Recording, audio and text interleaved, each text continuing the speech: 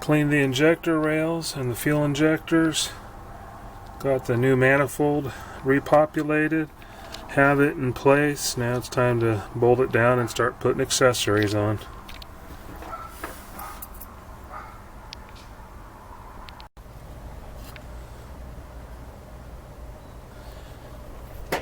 Alright, the moment of truth. I got it all back together.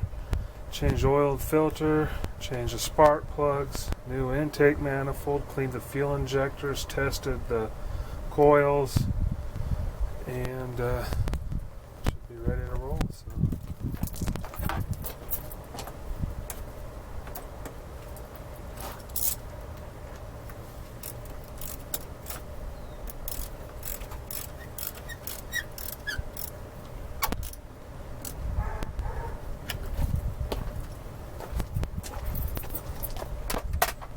Start it up.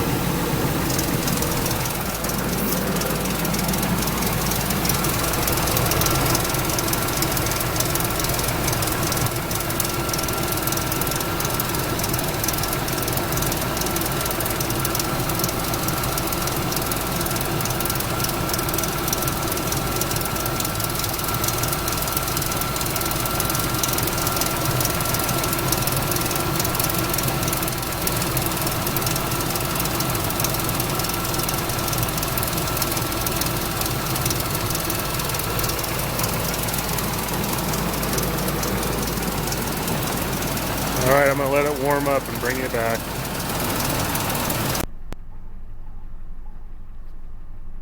Well, we definitely have an improvement. Only time will tell if I have success on whether or not water gets into the oil again.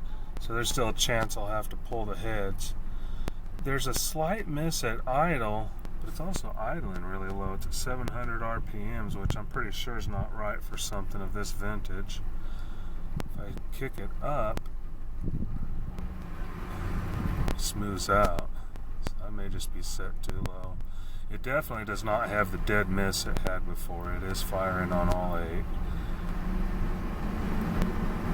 Everything seems to be working right. There is that slappy, ticky noise up front. I'm going to hope it's an accessory bearing, but I have a suspicion that it's the timing chain slack adjusters, because the guides, whatever you want to call them, this truck is at the mileage where it needs a timing set, and apparently the the little tensioners they used were not good ones. Once again, the aftermarket part is supposed to be better because it's mechanical instead of hydraulic. So that's probably what I'm hearing, but I will check my accessory bearings. It comes and goes. We'll go take a look right now.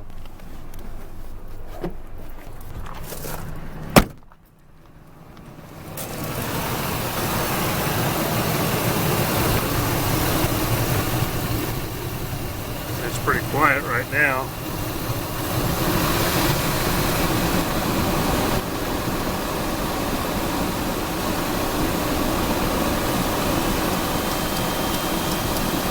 There it is a little bit.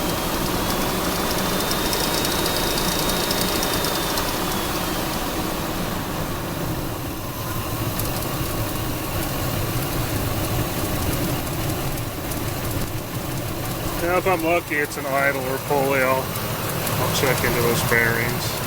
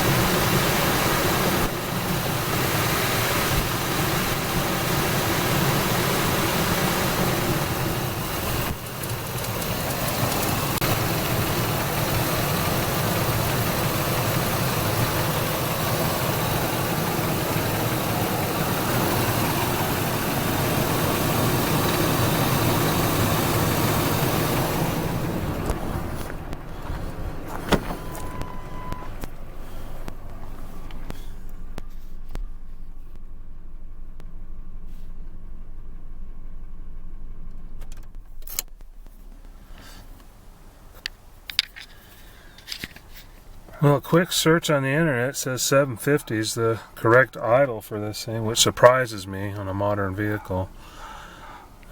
So maybe I still gotta do a better job of cleaning those injectors or just replace them.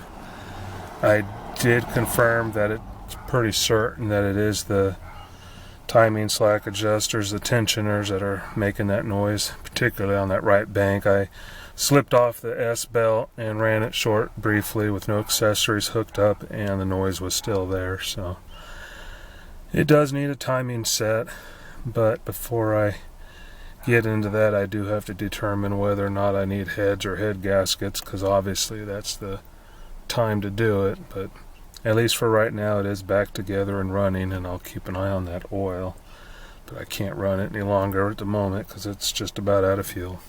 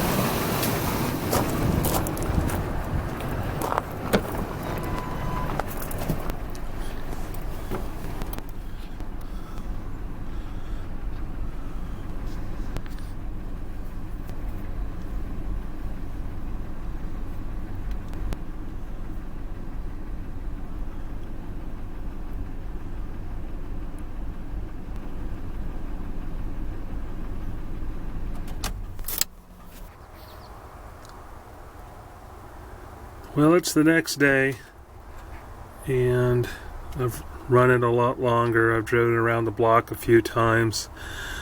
I'm going to call it a success to a degree. It does still have that little stumble at idle and that noise from what I'm pretty sure is the timing chain tensioner on the right side.